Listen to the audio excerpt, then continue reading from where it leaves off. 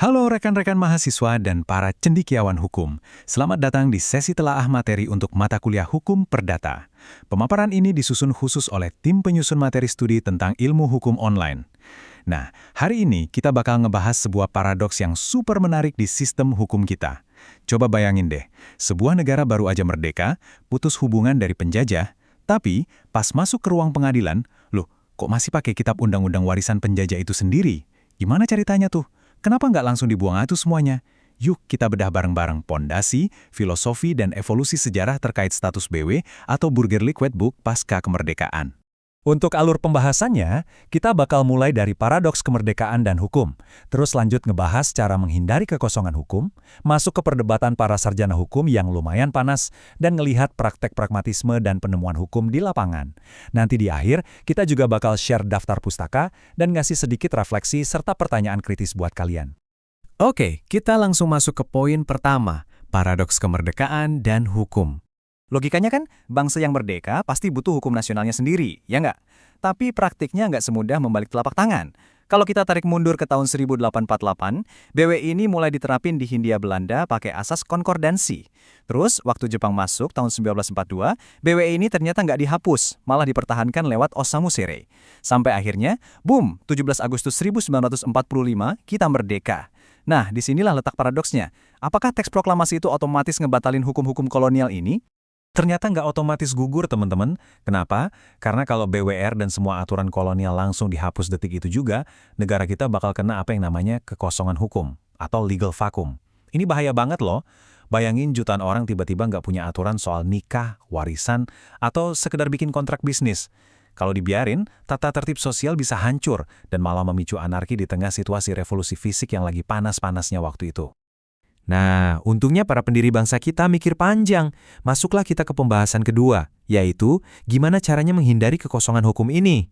Mereka ngelakuin satu manuver konstitusional yang jenius banget lewat pasal 2 Aturan Peralihan UUD 1945.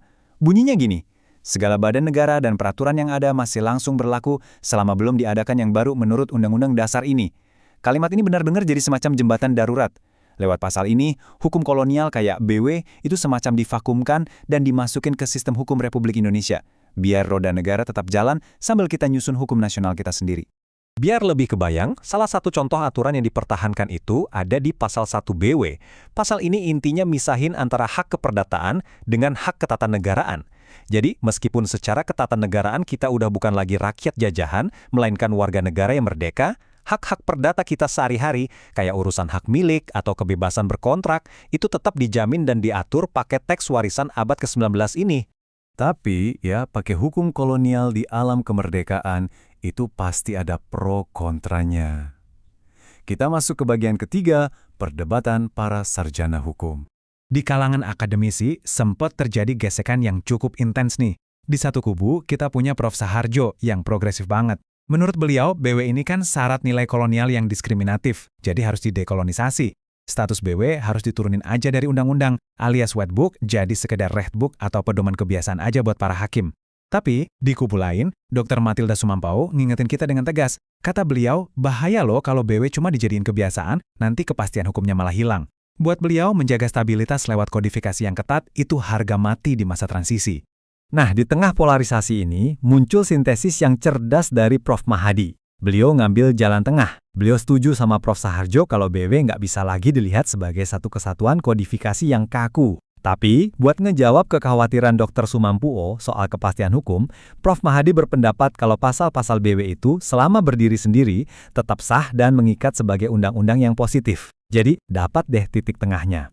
Itu kan perdebatan di ranah teori ya. Terus gimana praktiknya di ruang sidang? Kita masuk ke poin keempat, pragmatisme dan penemuan hukum. Coba deh pikirin, usia BW ini udah tembus 170 tahun lebih, menerapkan hukum yang dibikin ratusan tahun lalu buat masyarakat agraris dan feodal di Eropa, ke masyarakat Indonesia modern zaman sekarang, ya pasti bakal banyak nabraknya kan? Ketidakcocokan itu udah pasti terjadi. Makanya butuh keberanian buat ngelakuin terobosan.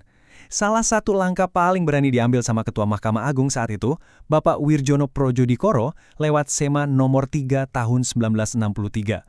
SEMA ini dengan tegas mencabut 8 pasal dalam BW yang dinilai sangat diskriminatif dan udah nggak relevan sama semangat UUD 1945. Ini bukti nyata pragmatisme tingkat tinggi di hukum kita, di mana hukum perdata diperlakukan sebagai makhluk hidup yang terus beradaptasi, bukan sekedar teks yang kaku. Dan supaya hakim bisa terus jaga relevansi pasal-pasal tua ini, mereka pakai metode yang namanya Rechtsfinding atau penemuan hukum. Mengutip pandangan dari Profesor Sudikno Mertokusumo, ini tuh semacam metodologi penafsiran. Jadi, hakim itu bukan sekedar corong undang-undang yang baca teks plek-letiplek. Mereka punya ruang untuk menggali nilai-nilai keadilan masa kini dan nyesuaiin pasal BW yang udah uzur itu sama kasus-kasus zaman sekarang biar keadilan benar-benar terwujud. Oke, kita lanjut ke bagian kelima, daftar pustaka. Semua materi daging yang kita bahas hari ini diambil dari literatur para begawan hukum kita, mulai dari bukunya Prof. Subekti sampai Prof. Sudikno Mertokusumo. Oh ya, sebagai pengingat, sesi telaah ini memang diinisiasi oleh tim penyusun materi studi tentang ilmu hukum online sebagai media pengajaran. Harapannya, materi ini bisa jadi referensi esensial yang gampang diakses secara online buat rekan-rekan mahasiswa dalam mendalami ilmu hukum. Terakhir nih, kita masuk ke bagian ke-6, refleksi dan pertanyaan kritis.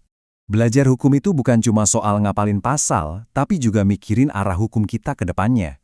Jadi saya mau ninggalin satu pertanyaan besar buat kalian renungkan. Dengan usia KUH Perdata yang udah lebih dari 170 tahun ini, kira-kira apakah metode penemuan hukum atau Rechtsfinding dari hakim aja udah cukup buat ngasih keadilan sosial yang utuh buat masyarakat kita? Ataukah bikin kodifikasi hukum perdata nasional yang baru itu udah jadi urgensi mutlak yang benar-benar nggak bisa ditunda lagi?